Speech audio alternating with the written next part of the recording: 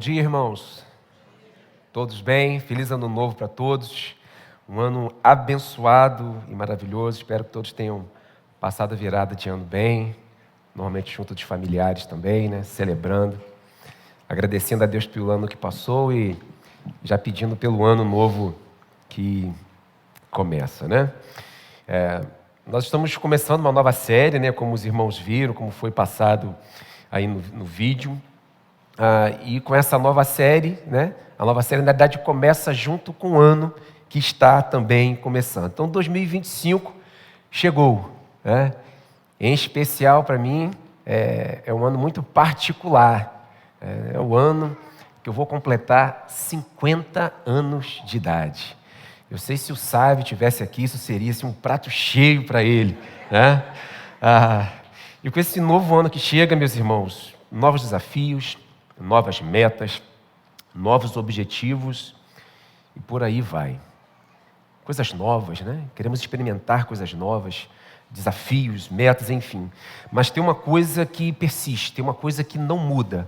A humanidade continua em busca da felicidade. É ou não é verdade? E o Brasil está bem nessa estatística aí, porque segundo uma matéria da BBC News Brasil de 2023, nós somos o 5º país mais feliz do mundo, segundo essa pesquisa realizada. Estamos atrás da China, da Arábia Saudita, da Holanda e da Índia. De acordo com essa pesquisa, de acordo com esse dado, somos 83% de pessoas muito felizes ou felizes. Eu fico pensando, né?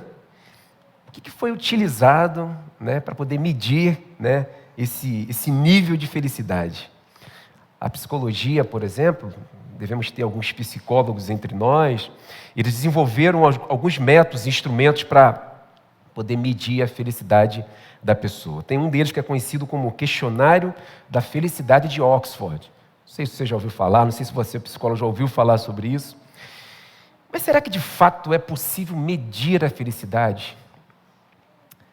Se não chegarmos a um consenso do que é de fato a felicidade, fica difícil medir. Vocês concordam comigo? Se nós não chegarmos a um consenso do que é felicidade de fato? Segundo o dicionário, felicidade é o estado de quem é feliz, um sentimento de bem-estar e contentamento, segundo o dicionário. Mas nos parece ainda um conceito um pouco vago ainda, sobre o que de fato é felicidade. Mas nós não podemos ficar sem respostas.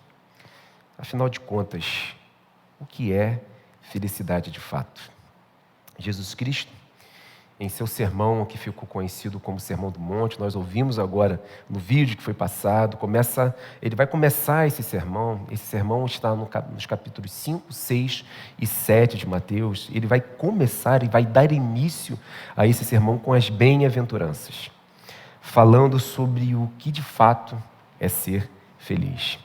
Então, durante esse novo ano que começa, durante esses 2 primeiros meses, janeiro e fevereiro, nós vamos descobrir o que é felicidade segundo Jesus. Quero convidar você a abrir sua Bíblia no livro de Mateus, capítulo 5, versículo 3.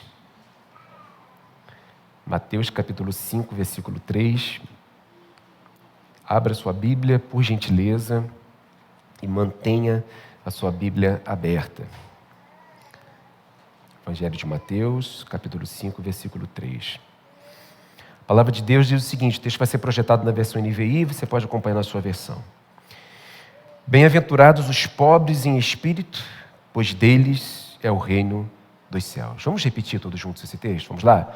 Bem-aventurados os pobres em espírito, pois deles é o reino dos céus. Feche suas olhos e vamos orar mais uma vez. Deus, obrigado pela Tua palavra e pedimos que ela nos fale nesta manhã. Fale ao nosso coração de uma maneira muito especial e poderosa. Pedimos isso, na realidade suplicamos isso, em nome do Teu Filho amado Jesus. Amém. Um pouco antes, meus irmãos, de proferir essas bem-aventuranças, um pouco antes dele começar o Sermão do Monte, ainda no final do capítulo anterior, Nos diz o texto, finalzinho do capítulo 4, que Jesus ele ia por toda a Galileia, ensinando as boas novas do reino e curando todas as enfermidades das pessoas. Notícias sobre Jesus se espalhavam e com isso grandes multidões o seguiam, o acompanhavam, queriam ouvir, queriam ser curados. E essas multidões, essas pessoas vinham de todas as partes. Se você está com a sua Bíblia aberta, se você voltar um pouquinho aí e ver o finalzinho do capítulo 4, no versículo 23 a 25, você vai encontrar exatamente isso. O capítulo 5, ele começa dizendo que, nós lemos o versículo 3, mas o que diz o versículo 1 e o versículo 2? Vai dizer que, vendo as multidões, Jesus subiu ao monte e se assentou. Era costume dos mestres daquela época, quando ia ensinar, se assentar, para poder ensinar e passar dos seus ensinamentos. O texto continuou dizendo: seus discípulos aproximaram-se dele e ele começou a ensiná-los, dizendo. E aí ele vai começar a proferir essas bem-aventuranças. Na verdade, ele começa o Sermão do Monte e vai começar pelas bem-aventuranças. É provável, meus irmãos, que esses discípulos não sejam apenas os 12 discípulos de Jesus, mas uma multidão dos discípulos. E nós percebemos isso quando nós vamos lá para o final do Sermão do Monte, lá no capítulo 7, versículo 28, vai falar que era grande essa multidão. Então, provavelmente não eram apenas os 12, mas tinham mais pessoas, mais discípulos deles, pessoas que queriam aprender daquilo que ele estava ensinando. O Sermão do Monte, como um todo, ele fala sobre o reino de Deus. Ou como Mateus normalmente costuma dizer, o reino dos céus. E às vezes nós pensamos que existe alguma diferença, entre reino de Deus e reino dos céus. Não existe diferença. Está se falando da mesma coisa. Mateus, como ele, esse livro dele é específico para os judeus. E os judeus tinham o costume de não falar o nome de Deus por causa do mandamento. Então Mateus normalmente usava reino dos céus, mas significa a mesma coisa. E esse sermão, ele vai, como um todo, ele vai retratar como um cidadão desse reino vive. E que reino é esse? É o reino que Jesus instaurou. Instaurou através do seu nascimento, da sua vida perfeita, da sua morte sacrificial e a sua ressurreição. Uma nova aliança surge e o reino, ele é instaurado. Um reino que, segundo o próprio Jesus, falando para Pilatos, não é desse mundo. Em João 18:36, o início, ele vai falar, disse Jesus, o meu reino não é deste mundo. Então, meus irmãos, nós percebemos que existe uma oposição entre o reino dos céus, o reino de Deus, e o reino deste mundo. São coisas completamente distintas. Então, se nós somos cristãos, nós somos cidadãos do reino dos céus. E segundo Paulo vai dizer, nós não nos moldamos aos padrões e aos costumes deste mundo, deste século, talvez em algumas outras versões. Romanos 12:2 vai dizer, não se amoldem ao padrão deste mundo. Mas Paulo vai continuar dizendo, mas transformáveis pela renovação. Nós não, como cristãos que somos, como cidadãos dos céus, como cidadãos desse reino, nós não nos moldamos ao padrão deste mundo. E isso é graça de Deus derramada na nossa vida. No Sermão do Monte, meus irmãos, nós somos chamados a refletir sobre esse reino, sobre o caráter do próprio Deus. E esse sermão começa com as bem-aventuranças, como nós dizemos. O que é ser bem-aventurado? Dizer que nós somos bem-aventurados é como se dissesse como é feliz, ou como são felizes, e ele vai começar a enumerar. Mas talvez uma melhor tradução para isso seja abençoado. Como são abençoados. E ser abençoado é ser alguém que encontrou o favor de Deus. As bem-aventuranças significam exatamente isso. É importante dizer, isso é fundamental na realidade, que essas bem-aventuranças não são características ou qualidades que adquirimos ou que nós podemos produzir por nós mesmos. É importante falar isso e frisar isso, mas elas foram concebidas pela graça de Deus e pela atuação do Espírito Santo que habita dentro do crente. Porque às vezes nós vemos características de pessoas e Por exemplo, às vezes a gente chama uma pessoa, fulano de tal é muito humilde, fulano de tal é muito elétrico, fulano de tal... Não são essas características que nós somos dotados naturalmente, mas são coisas dadas pelo próprio Deus, pela atuação do Espírito Santo na vida do crente. Ou seja, se você é um cristão, se você é um cidadão do reino dos céus, em certa medida, você vai demonstrar essas características, essas qualidades. Então, meus irmãos, ou nós somos, ou nós não somos.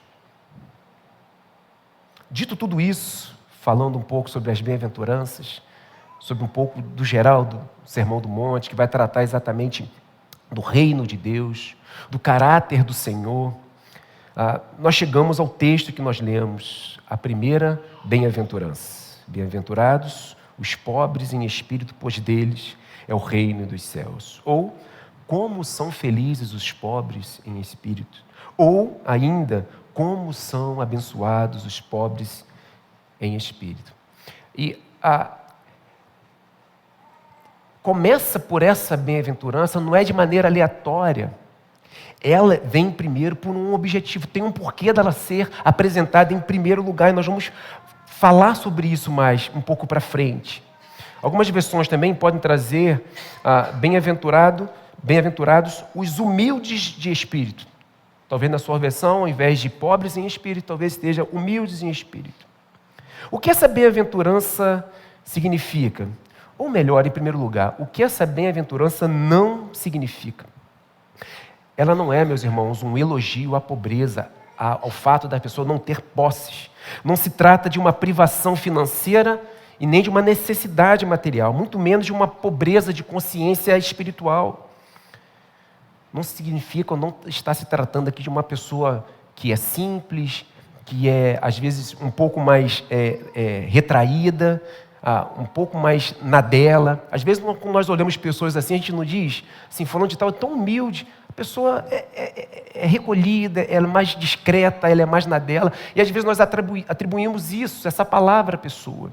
Não está falando disso também. Também não está falando de uma falsa humildade. Eu lembro, quando eu falo sobre isso, eu lembro do pastor Exaltino, que conta aqui, já contou aqui algumas vezes, que determinada pessoa foi numa igreja, e chegando nessa igreja, uma pessoa virou para ele, falou para essa pessoa e falou assim: olha, de humilde aqui na igreja só tem eu e o pastor. Não é dessa falsa humildade, ou você demonstrar alguma coisa para parecer que você é humilde. Não é disso que o texto está falando. O que é ser, então, pobre em espírito? É a completa ausência de orgulho pessoal, de autodependência, autoconfiança, autoexpressão, autossuficiência. Em resumo, meus irmãos, significa um esvaziamento total dessas coisas. Veja, orgulho pessoal, autodependência, autossuficiência, autoconfiança, autoexpressão é exatamente o oposto de ser pobre em espírito, ou ser humilde de espírito. E aqui está, meus irmãos, a antítese, ou seja, o contraste nítido entre o reino deste mundo e o reino dos céus, ou o reino de Deus. Jesus disse: o meu reino não é deste mundo. Então, os seus valores também, eles também não são deste mundo. No reino deste mundo, meus irmãos, valoriza-se todas essas coisas: autoconfiança, autodependência, autoexpressão, a autossuficiência. As pessoas lutam para ter essas coisas, ou para serem essas pessoas. É o contrário de ser pobre em espírito, onde você se esvazia de todas essas coisas. No mundo que vivemos, valorizamos o ser humano que é capaz de todas as coisas, pois ele pode tudo. O ser humano não depende de ninguém, e é isso que é apresentado: você é independente. A busca da felicidade, então, nesse conceito, nesse sistema de valores, consiste nesses enganos que vemos exatamente nos valores que o mundo apresenta, que não é o reino de Deus, é o reino deste mundo, que é o oposto, que são coisas opostas, coisas como dinheiro, imagem, carreira, fama, poder, bem-estar, bem-estar pessoal. Afinal de contas, o que importa é você ser feliz. Esses são os valores apresentados por esse tempo. A felicidade, meus irmãos, não pode residir naquilo que é passageiro, naquilo que é finito. muito menos naquilo que eu acho que eu tenho, naquilo que eu acho que eu sou, mas ela consiste naquilo que é eterno. Por isso nós precisamos nos esvaziar de todas essas coisas. Todas essas coisas, meus irmãos, elas não têm valor no reino dos céus. Todas essas coisas, elas não trazem de fato a verdadeira felicidade. Se a felicidade consistisse nessas coisas, a felicidade seria algo passageiro.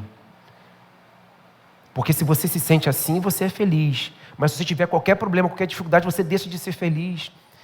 Isso não tem a ver com o reino de Deus, não tem a ver com o reino dos céus.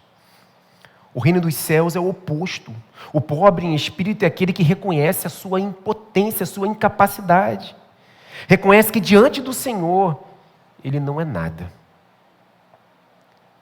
E esse reconhecimento está no fato de estarmos diante de um Deus.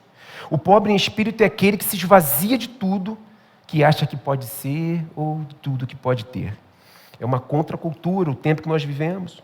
O crente em Jesus, ele anda na contramão da cultura desse tempo, pois ele não é um cidadão deste mundo, embora ele esteja aqui fisicamente, mas ele é um cidadão do reino dos céus. Se no reino deste mundo, para ser feliz, você precisa ter, você precisa ser alguma coisa, no reino dos céus, você é feliz, você é bem-aventurado, você é abençoado, você é favorecido, quando se esvazia de tudo e reconhece que não é nada. É exatamente o oposto. Paulo, ele vai usar uma expressão forte para falar um pouco sobre isso. Romanos 7:24, olha a expressão que Paulo vai usar. Miserável homem que sou, quem me libertará do corpo sujeito a esta morte? Paulo se sente um homem miserável. E o que é ser miserável? Por definição, meus irmãos, é se sentir pobre, sem valor e sem nada. Essa é a sensação de Paulo aqui, quando ele diz miserável homem que sou. E o que dizer também, meus irmãos, da parábola do fariseu, do publicano? Não sei se você se recorda dessa parábola. Enquanto o fariseu orava, batendo no peito, melhor dizendo, se orgulhando dos seus feitos, se gabando dos seus feitos, como que era a oração do publicano? Isso está registrado lá em Lucas 18, 13 e 14. O fariseu fazia dessa maneira, se gabava dos seus feitos, uma falsa humildade. E o publicano faz como? Lucas 18, 13 e 14. Mas o publicano ficou à distância.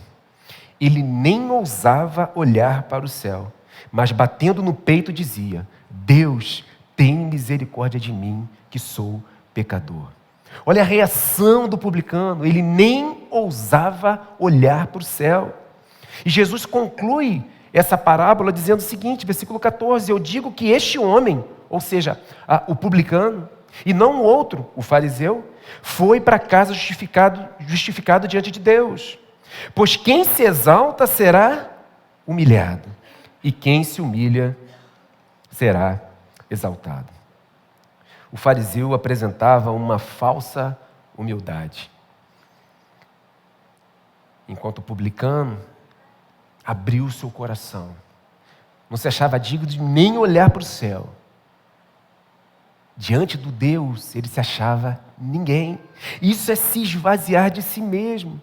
Paulo se sentia um miserável e o publicano um pecador. E é exatamente assim, meus irmãos, que o crente em Jesus se percebe um miserável pecador diante de um Deus todo-poderoso. Essa é a nossa condição. Esse é o sentimento de um cidadão do reino dos céus. Martin Lloyd-Jones, no seu livro Estudos no Sermão do Monte, ele tem uma frase que fala sobre isso, que retrata bem sobre isso. Diz o seguinte: se alguém, na presença de Deus, sentir alguma outra coisa qualquer, além da mais total penúria de espírito, isso apenas significará, em última análise, que tal pessoa nunca esteve na presença do Senhor. Esse é o significado da primeira bem-aventurança. Meus irmãos, só quem é pobre em espírito, ou só quem é humilde de espírito, reconhece a sua própria situação, sua inadequação e sua insuficiência. Essa pessoa olha para Deus com total submissão, dependendo inteiramente da sua graça e da sua misericórdia. Essa pessoa, ela se esvazia de si mesma para que possa ser cheio do Espírito Santo. A Bíblia diz: não vos embriagueis com vinho, mas enchei-vos do Espírito Santo. Meus irmãos, no processo de um cidadão do reino dos céus, para que eu seja cheio do Espírito, eu preciso, em primeiro lugar, me esvaziar. Por isso, essa bem-aventurança, ela vem primeiro. As outras passam assim um enchimento, mas antes de encher, eu preciso me esvaziar. Isso, meus irmãos, só acontece com quem de fato é cidadão do reino dos céus. Essa característica, essa qualidade, como nós dissemos, não é algo que podemos produzir, mas ela é dada pelo próprio Deus. Não é algo que nós podemos conquistar, não é algo que nós nascemos com ela. Sim, nós temos as nossas características pessoais, cada um tem um jeito de ser, mas não é disso que o texto está falando. Essa característica, essa bem-aventurança, é algo dado pelo próprio Deus. Ser bem-aventurado é ser favorecido pelo próprio Deus. Nós não temos méritos nisso. Porque o pobre em espírito, porque o humilde de espírito é feliz. Existe algo importante dentro desse cidadão do reino dos céus. E lá no Antigo Testamento, o profeta Isaías, ele fala sobre isso. Isaías 57:15, ele diz o seguinte: observe o texto e observe aquilo que está marcado de vermelho. Pois assim diz o alto e sublime, que vive para sempre, e cujo nome é santo. Habito num lugar alto e santo. É um lugar que nós não conseguimos atingir, porque Ele é o Deus poderoso. Ele habita em um lugar alto e santo. Mas olha como é que ele diz, como é que ele conclui. Mas habito também com o contrito e com o humilde de espírito. E é isso que nos traz a felicidade. É isso que nos traz a alegria. Porque vai dizer o texto que é para dar novo ânimo ao espírito do humilde e novo alento ao coração do contrito. Confie, creia. Se você é um cidadão do céu, o Espírito Santo habita dentro de você. Um dia você se percebeu exatamente assim, pobre, sem nada, diante de um Deus todo-poderoso. E esse Deus passa a habitar dentro de você. E nisso consiste a felicidade. Isso não é algo passageiro? Sim. Lemos no início, teremos aflições, foi lido no início. Claro que teremos dificuldade, mas a alegria, a felicidade persiste dentro do cidadão do reino dos céus. Ele é a habitação do próprio Deus, por isso preciso me esvaziar para que eu consiga ser cheio do Espírito Santo de Deus. O Senhor não habita no orgulhoso, no soberbo, naquele que está cheio de si mesmo. O Senhor habita, como diz o texto, no humilde de espírito. E o versículo termina com uma promessa: pois deles é o reino dos céus. Se somos cristãos, meus irmãos, se somos cidadãos desse reino, nós somos felizes. Nisso consiste a verdadeira felicidade. Que eu e você possamos nos enxergar assim, pobres, diante de um Deus todo-poderoso. O que nós temos para oferecer a um Deus todo-poderoso? Nada. E aí está o Evangelho. Um Deus que nos ama, mesmo quando não temos nada a oferecer. Mas esse sentimento toma o nosso coração.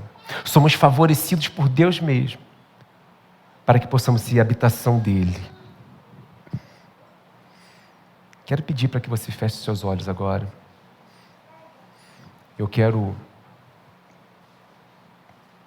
concluir, quero partir para a conclusão, mas quero fazer algumas perguntas para que possamos refletir sobre essa característica, sobre ser pobre em espírito, ou ser humilde de espírito. sobre o fato do que significa de ter essa qualidade. Eu gostaria de fazer algumas perguntas para que você... Eu pedi para que você fechasse os olhos, somente para você conseguir refletir com mais tranquilidade. E a primeira pergunta é a seguinte: pareço-me com essa descrição? Você consegue fazer uma análise da sua vida? E você consegue se ver assim? Pobre, diante de um Deus Todo-Poderoso. Sou mesmo humilde de espírito? Como é que me sinto a meu respeito quando penso em termos de Deus e na presença de Deus? Reflita sobre isso. Em minha vida diária, no meu dia a dia, quais são as coisas que costumo dizer, sobre o que costumo orar e o que costumo pensar sobre mim mesmo?